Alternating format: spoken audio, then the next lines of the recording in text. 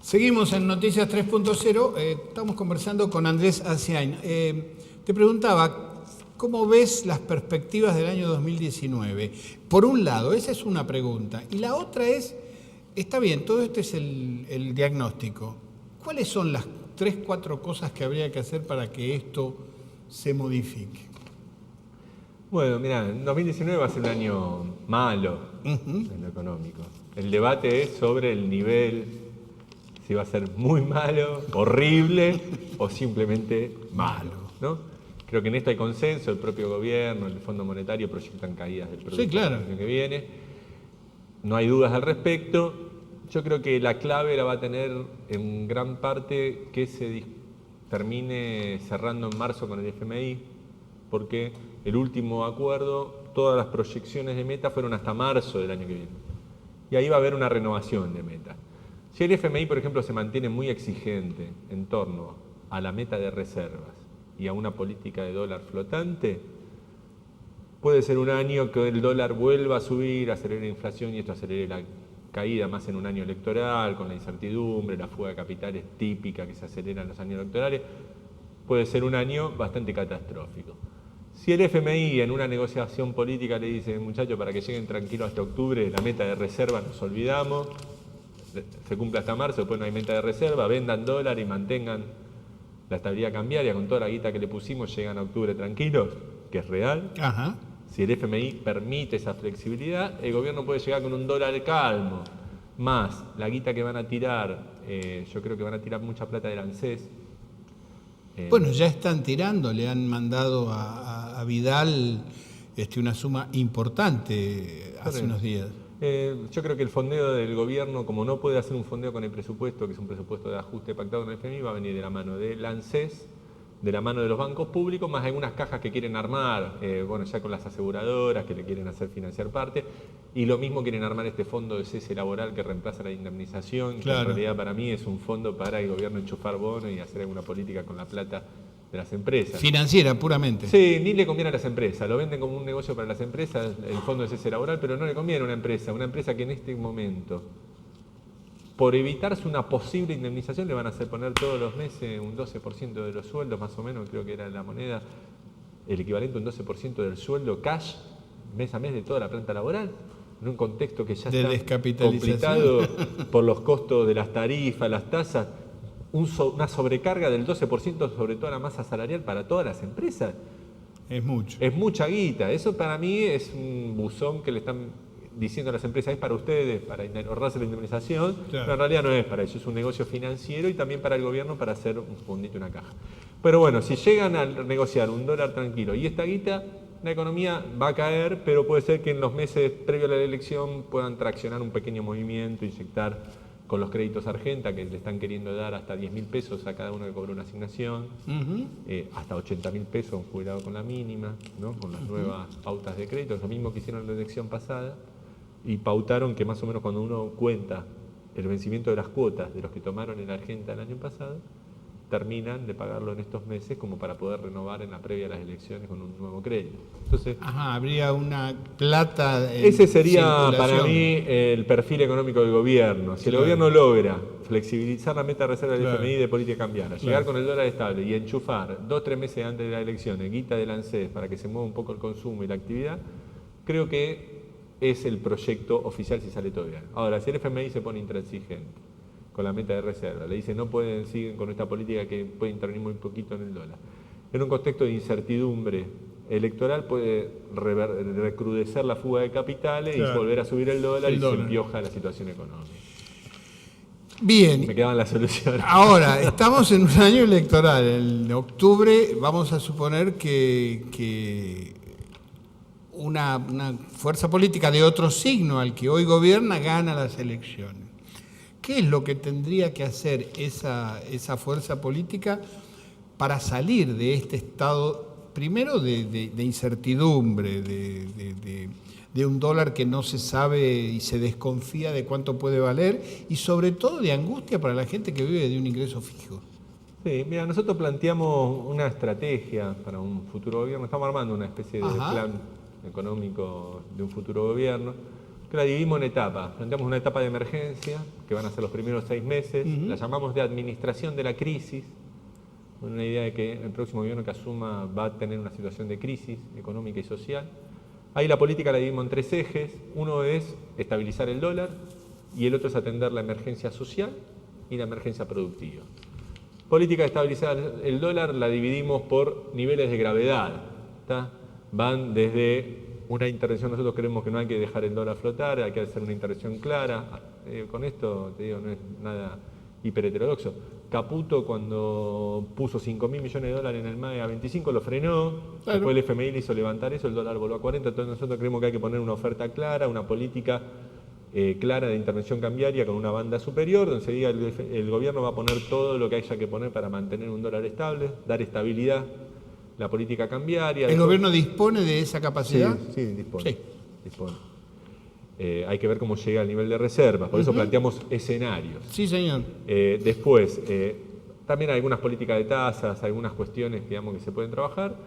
Y después empezamos con medidas que son más duras de acuerdo al nivel de gravedad, digo, desde volver a que sea obligatorio liquidar exportaciones, desde si un escenario de bajas reservas, planteamos cuestiones como, por ejemplo, un impuesto a los capitales en el exterior o, en su defecto, la suscripción de un bono a 4 años para traer un monto mínimo de divisas, hasta una baja temporal de retenciones para estimular la liquidación de stock en los primeros meses de gobierno y recomponer reservas, a restablecer montos máximos de compra por persona por mes.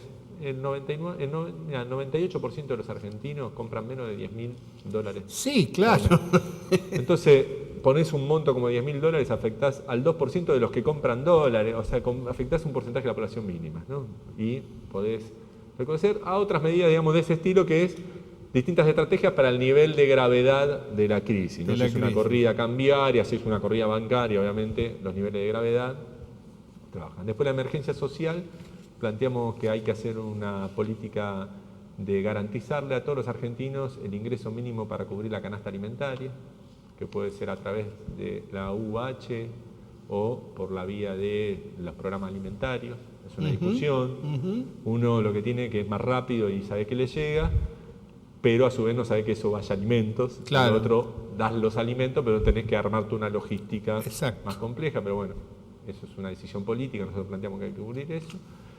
Y la emergencia tarifaria en materia que es un poco retomar la ley que votó la oposición y que vetó Macri en términos tarifarios, para amortiguar el golpe de las tarifas en una situación de crisis y restablecer una política de financiamiento a las pymes que ya existía y que este gobierno eliminó de manera absurda, reduciendo fuertemente el porcentaje de crédito. Antes se obligaba a que los bancos se fondean más o menos un 18%. Y el gobierno le está pagando cerca de un 65% por hacer nada, por darle la plata al Banco Central. Entonces nosotros decimos, bueno, de la tasa de fondeo un porcentaje no tiene que ir al ELIC, sino que tiene que ir a financiamiento a pequeña y mediana empresa, una tasa no subsidiada, una tasa mayor a la tasa de fondeo, pero unos puntitos, que para la economía argentina es una tasa baratísima, porque hoy vas a financiar, te piden el 100%, los bancos se fondean al 18%, con que le presten una pyme al 25, 30, claro, estamos hechos, ¿no? Claro. Y es restablecer ese cupo mínimo como una emergencia para atender los primeros 6 meses. Y después pensamos en un plan de reactivación macroeconómica que tiene que ver con la estructura económica argentina y con la situación de falta de dólar, un problema de sobreendeudamiento. Entonces ahí planteamos reactivar la economía en base a sectores que generan mucho empleo y baja demanda de dólares y que resuelven problemas sociales urgentes. Por ejemplo, construcción, servicios educativos, servicios de salud, seguridad, incluyendo lo que es servicios de salud, política deportiva, en servicio educativo lo que es política cultural. Una pregunta, Andrés. Si querés te resumo. No, es todo un programa de gobierno. Una parte de los encajes bancarios que hoy están en la ELIC, nosotros decimos, mira, más o menos sería el 28% de los encajes en pesos. Y si incluimos el encaje en dólares llega al 12%, 15% de esa plata nada más. Sí. Se podría crear fideicomisos para financiar programas de vivienda y estos programas. Nosotros planeamos crear 500.000 puestos de trabajo, directos e indirectos, con líneas financiadas con estos fideicomisos para dar un impulso a la actividad.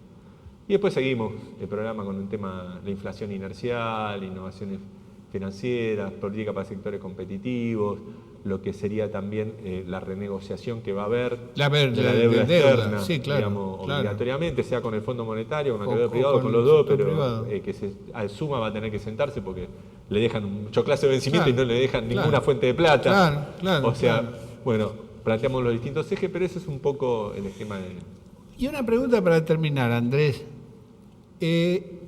¿Alguna de las políticas o medidas económicas que tomó el gobierno de Macri desde que llegó hasta ahora eran necesarias? ¿Qué sé yo? Para tomar medidas tan variadas. Yo no comparto el camino. Claro. Vos me decís, ¿era necesario tomar deuda, firmar con los fondos buitres, acordar y tomar crédito? Es discutible. Es discutible. Es discutible. Yo fui al Senado, me invitaron a dar mi opinión sobre el acuerdo con los fondos buitres. Y yo no fui de una posición ideológica, fui como el almacenero que va a hacer números. Claro. El almacenero está en Veraz y le dice, mira, si pones toda esta guita salís del Veraz. Claro. ¿No?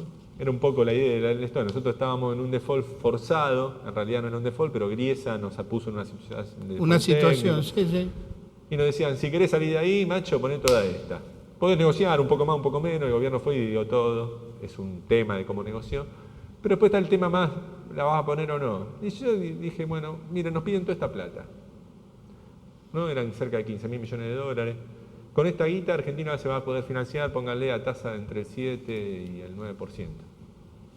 Bueno, pregunté, ¿para qué quieren esa plata? Pues yo soy el almacenero, voy a poner esa guita para salir Veraz porque quiero tomar un crédito, porque tengo un Claro, pensado el banco alguna inversión. no me da nada, claro. ¿No? Claro. Entonces digo, la pongo, accedo a un crédito, con eso compro mercadería, amplío negocio, Claro. no sé qué, y después repago todo y la recupero. Bueno, yo dije, bueno, hay que pensarlo igual. Si le vamos a pagar a los fondos buitres, vamos a tomar créditos, que van a tener más o menos este costo, ¿dónde la vamos a poner? Que pensamos que Argentina le va a permitir expandir su exportación o sustituir importación, Claro. que es como genera dólares, Claro. para recuperar la que le pusimos a los buitres, repagar la deuda y que nos quede un puchito. Si existen esos proyectos de inversión, está bueno el acuerdo. Si no existen esos proyectos de inversión, esto es el comienzo de un proceso de endeudamiento insustentable. Así lo planteé en el Senado y mostré el monto que tenían que tener los proyectos de inversión y la tasa de rendimiento en dólares que deberían generar. Después fui a la senadora y le pregunté, ¿cuáles son los proyectos de inversión que trajo el oficialismo por los que ustedes están pensando si pagar o no? Porque Claro. si no trajo proyectos, ni lo piensen, muchachos, ¿para qué van a pagar? ¿Para qué quieren la plata? Ninguno. No había llevado nada. No había nada. No había nada. Entonces, era claro, por eso te digo, la cosa no es si hizo bien, si era inevitable. El tema es el camino que tomás, qué lógica tiene. Si vos, tu proyecto de gobierno fue, le pongo los fondos buitres, empiezo a tomar deuda como un psicópata o un oportunista, Sí. para conseguir guita y mostrarla todo. ¿Vieron? Ahora hay plata, se acabaron los populistas, ahora tenemos verdes para todo. Estás tomando crédito, te van a venir a cobrar. Se No hay que ser el acabaron, mejor ¿eh? equipo de Claro. 50 años. Y si en 3 años con esa guita no hiciste nada y ahora empezaron a caer la factura y no tenés con qué pagar, entonces, hermano, la política económica que aplicaste es una vergüenza. No es que estás en contra, a favor, que sos liberal, sos de izquierda, sos progresista. No. Sos liberal, te doy la mano. ¿Qué querés? ¿Una Argentina con donde reine el libre mercado, con empresas en manos privadas? Está bien. Podemos tener nuestra diferencia. Es un criterio ideológico, claro. De proyecto de país. Ahora, sos liberal. No podés tomar deuda sin generar inversión en proyectos que generen capacidad de pago. Eso no es por ser... Eso es insustentable. Viene uno que es peronista y toma crédito como loco y no tiene con qué pagar, yo le voy a decir lo mismo, no me importa. El tema es que si vos vas a tomar crédito, tenés que saber para qué lo vas a usar y cómo vas a repagar los créditos. Algo de lógica elemental. Pero que no está en la Argentina. Y que el 90% de los economistas aplaudieron.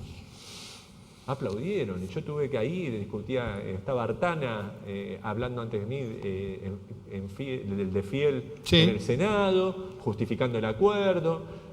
Pero da la impresión que representaban más bien los intereses de los acreedores que de los deudores. Sí, ni de los acreedores, de los bancos comisionistas. Porque ¿qué hacen los bancos? Los bancos le dan plata a la Argentina sabiendo que no la van a poder cobrar. No son ilusos. Es decir, que el JP Morgan pensó que Macri en algún momento iba a generar la capacidad de repago. No. ¿Qué pasa? Que ellos le meten la guita a la Argentina y después se la revenden a sus clientes, le venden humo, como hicieron en su momento con las hipotecas norteamericanas. Claro. Le venden deuda a Argentina diciendo la mejor del mundo. Le vendieron a pobre gente, le vendieron esos bonos a 100 años. Claro. en pesos. Son esos odontólogos que después se quedan sí, sin... y después, claro, viene un jubilado japonés, un fondo de seguro Un odontólogo de Suecia, italiano, me acuerdo que había. que dicen, me ensartaron. Claro. Sí, hermano, te ensartó el banco. Porque Claro. ¿cuál es el negocio del banco? La comisión. Claro. Yo coloco una deuda, cobro una comisión. Se lo vendo a mi cliente, cobro otra comisión. Argentina no paga mañana y vuelven a cobrar una comisión por renegociar esa deuda. Entonces el negocio de ellos no es que Argentina pague. El negocio es colocar crédito y renegociarlos eternamente. Y es más, ahora el acuerdo con el FMI que es, venga, que pongan la plata del FMI, así se la llevan ellos. Claro. Andrés Asiain, economista, hemos conversado con él y creo que ha dejado algunas cosas para pensar. Gracias, Andrés, por tu visita. Gracias a vos. Seguimos en Noticias 3.0.